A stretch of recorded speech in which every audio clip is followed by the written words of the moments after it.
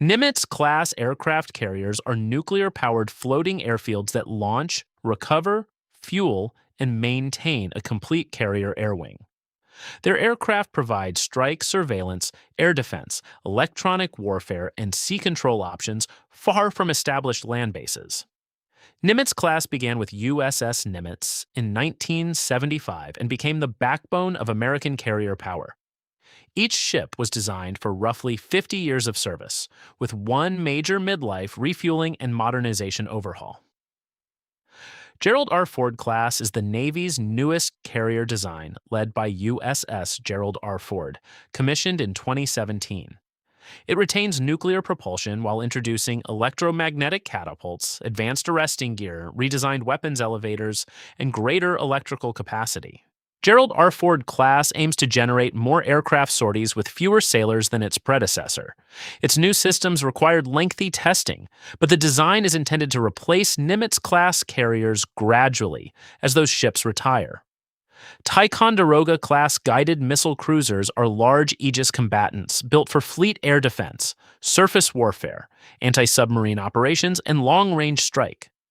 Their extensive missile batteries and command spaces made them natural air defense commanders for carrier strike groups. Arleigh Burke-class guided missile destroyers form the Navy's largest surface combatant family. Their Aegis system, vertical missile launchers, sonar, guns, helicopters, and electronic systems let them defend groups or operate independently across air, surface, undersea, and land attack missions. Arleigh Burke-class has evolved through several flights rather than remaining one fixed design. New Flight 3 ships add the powerful Spy-6 radar, while older destroyers receive selected upgrades and service life extensions to remain useful.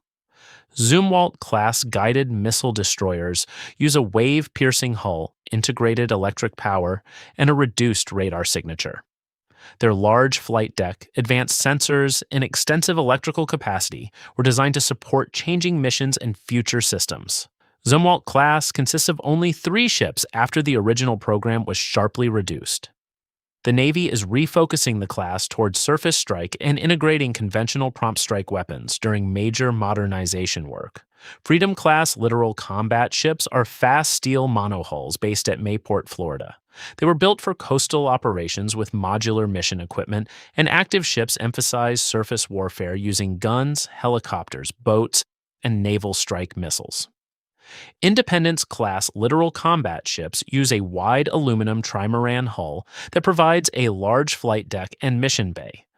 Pacific-based ships support maritime security, surface warfare, and emerging mine-countermeasures packages built around off-board sensors and unmanned vehicles. America-class amphibious assault ships resemble small aircraft carriers and focus heavily on marine aviation.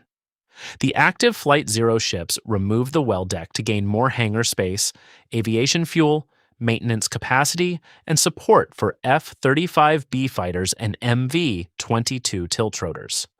America-class ships serve as flagships for amphibious ready groups and can shift between assault, crisis response, sea control, and humanitarian missions. Their embarked Marine force combines aircraft command elements, logistics, and ground units in one mobile platform.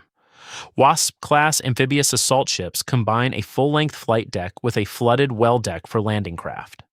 They carry Marines, helicopters, tiltrotors, and short takeoff aircraft, allowing forces to move ashore by air and sea from the same ship.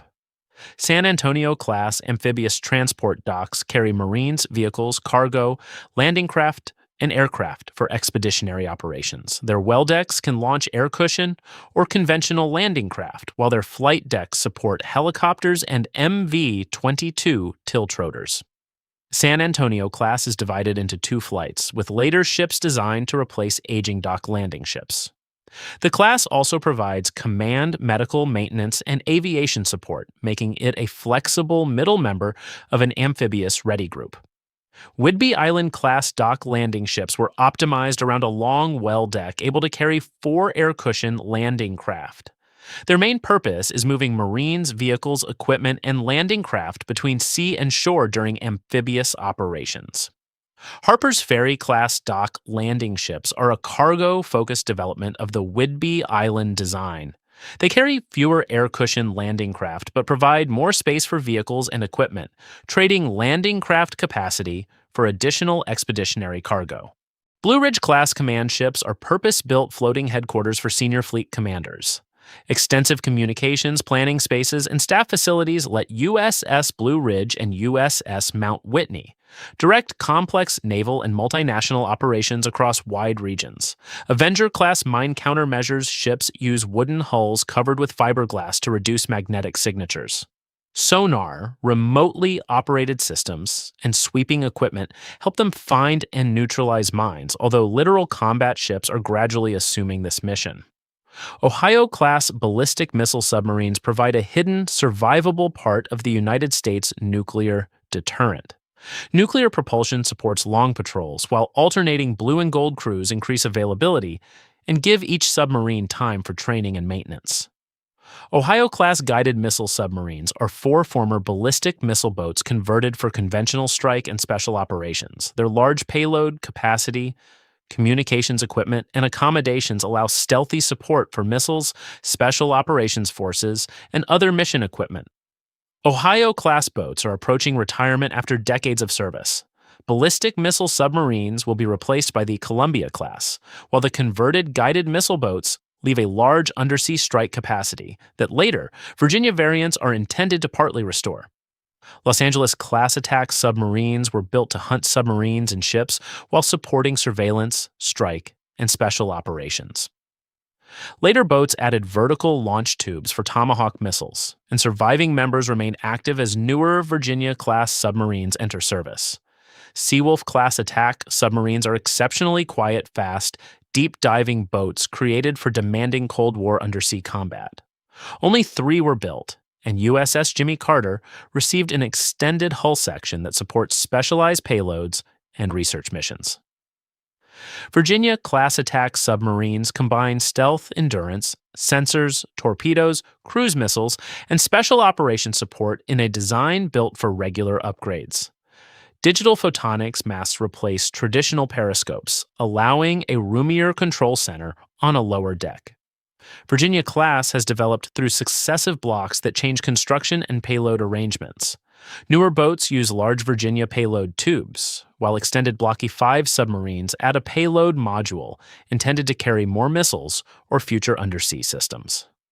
L.Y. Spear-class submarine tenders USS Emory S. Land and USS Frank Cable provide forward maintenance and logistics. Their hybrid Navy and civilian crews can repair, resupply, and support deployed submarines and surface ships far from major shipyards.